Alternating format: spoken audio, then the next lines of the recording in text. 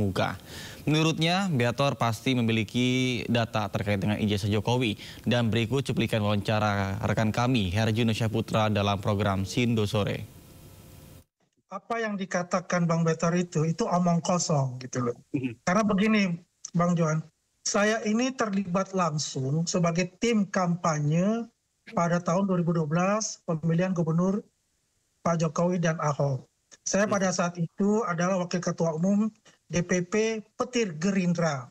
Ya, saya ditugaskan oleh almarhum Pak Taufik juga sebagai Ketua Gerindra Jakarta, ya kan, Pak Sarip ada, Sanusi juga, Pak Sanusi itu untuk divisi yang namanya sosialisasi kampanye, Soskam. Ya. Jadi disitulah yang mengatur semua kegiatan-kegiatan Pak Jokowi dan kita yang endorse untuk apakah ke B atau ke C atau ke A.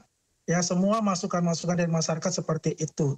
Jadi apa yang dikatakan Bang Beator itu mengenai teman-teman, ya, ada Anggit, ya, disebutkan juga ada David, ya, kemudian ada Widodo, ada Denny. Itu adalah teman-teman saya semua dan saya berinteraksi dengan mereka, apalagi dengan Widodo, apalagi dengan Denny Iskandar. Saya berinteraksi dan tidak ada pembicaraan mengenai hal itu. Kita memang nggak tahu menahu soal ini, tetapi Bang Beator Suryadi adalah orang dalam partai yang sangat besar, PDI Perjuangan. Dan dia mendapatkan cerita atau mendapatkan kisah langsung dari Denny. Gitu. Dan dia juga dapat langsung Denny Widodo. Kan orang yang lain kayak Anggir Rowo, kayak kemudian di yang lain-lain. Karena ada orang nyetak barang yang ilegal gitu, terus ceritanya kemarin kisahnya Jokowi Paulo. Penyidik Jaksa Agung Muda bidang tindak pidana khusus Kejaksaan Agung telah menjadwalkan pemanggilan terhadap mantan Menteri Pendidikan Kebudayaan dan Ristek Teknologi Nadiem Makarim. Pemanggilan ini terkait dengan kasus dugaan korupsi pengadaan laptop pada proyek digitalisasi pendidikan di Kemendikbudristek.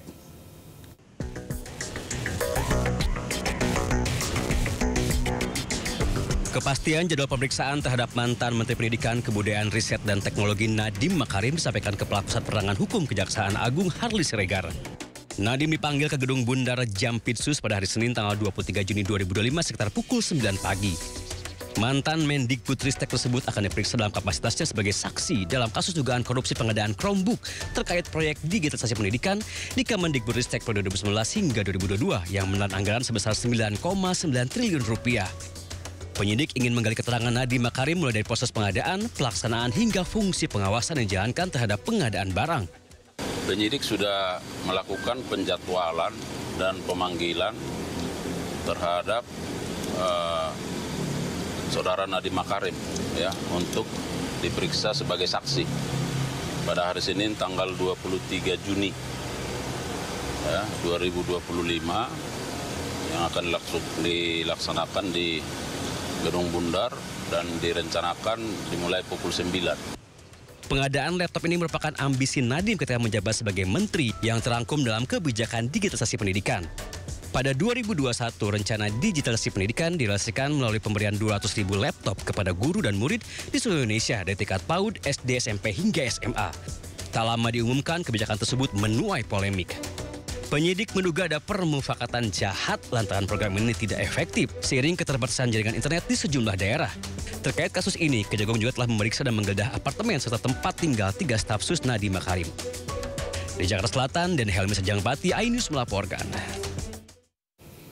Komisi 3 DPR menduga pemeriksaan dan putusan perkara hak cipta yang menimpa artis Agnes Monica alias Agnes Mo tidak sesuai dengan ketentuan perundang-undangan.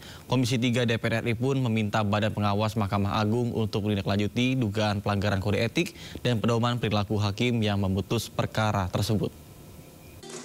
Bila saja, bila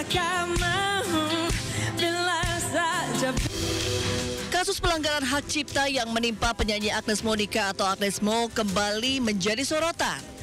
Komisi 3 DPR menggelar rapat bersama dengan Dirjen Kekayaan Hak Intelektual dan Badan Pengawas Mahkamah Agung. Dalam rapat bersama ini, Ketua Komisi 3 DPR RI, Habibur Rahman menyebut jika keputusan Pengadilan Tata Niaga Jakarta Pusat diduga melanggar ketentuan perundang-undangan.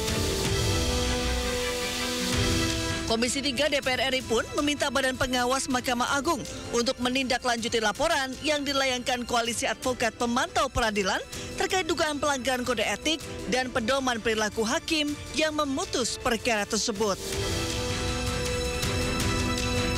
Komisi 3 DPR RI meminta kepada Bawas Mahkamah Agung untuk menindaklanjuti laporan yang disampaikan oleh Koalisi Advokat Pemantau Peradilan terkait dugaan terjadinya pelanggaran kode etik dan pedoman perilaku hakim pada Pengadilan Negeri Jakarta Pusat yang memeriksa dan mengadili perkara dengan register nomor 92/PDT-sus/HK/Hak Cipta 2024 PN Niaga Jakarta Pusat yang diduga pemeriksaan dan putusannya tidak sesuai dengan ketentuan perundang-undangan. Habibur Rahman juga meminta Mahkamah Agung membuat surat edaran atau pedoman terkait panduan penerapan Undang-Undang Nomor 28 Tahun 2014 tentang hak cipta secara komprehensif. Sebelumnya pada 30 Januari lalu, Hakim Pengadilan Niaga Jakarta Pusat menyatakan Agnes Mo melanggar hak cipta karena menyanyikan lagu Bilang Saja tanpa izin kepada komposer. Agnes Mo pun diwajibkan membayar denda sebesar 1,5 miliar rupiah kepada Ari Bias selaku pencipta lagu.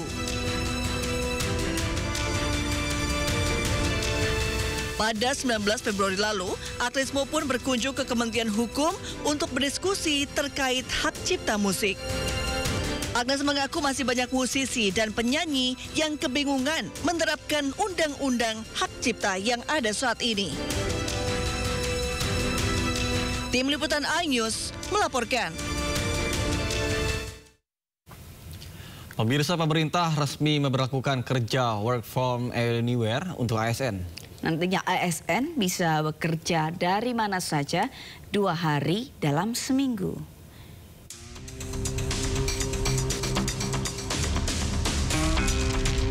ASN kini bisa bekerja dari mana saja atau work from anywhere. Keputusan ini sesuai dengan Peraturan Menpan RB nomor 4 tahun 2025. Peraturan ini telah dijalankan sejak 21 April 2025. Dalam pasal 13 disebutkan flexible working arrangements bisa dilaksanakan maksimal 2 hari kerja dalam seminggu. Meski bersifat fleksibel, Kemenpan RB memastikan ASN tidak boleh bekerja semaunya. Tentunya tidak akan sama ya semua KL karena karakteristiknya ada yang sifatnya kebijakan, kemudian ada yang sifatnya harus eksekusi, lapangan ya. Dan jenis-jenis pekerjaan pun di dalam fleksibilitas ini juga kita bedakan ya. Tidak semua pekerjaan itu bisa dilakukan secara fleksibel. Sebelum permen ini diterbitkan, kebijakan serupa telah dilakukan dalam bentuk uji coba sejak tahun 2022 hingga 2025 di sejumlah instansi seperti Kementerian Keuangan, Bappenas, dan Kemenpan RB sendiri. Flexible working arrangements juga telah dipraktikkan dalam momen tamu negara, polusi tinggi, hingga arus mudik lebaran. Dari Jakarta Selatan, Den Helmi Sajangbati, iNews melaporkan.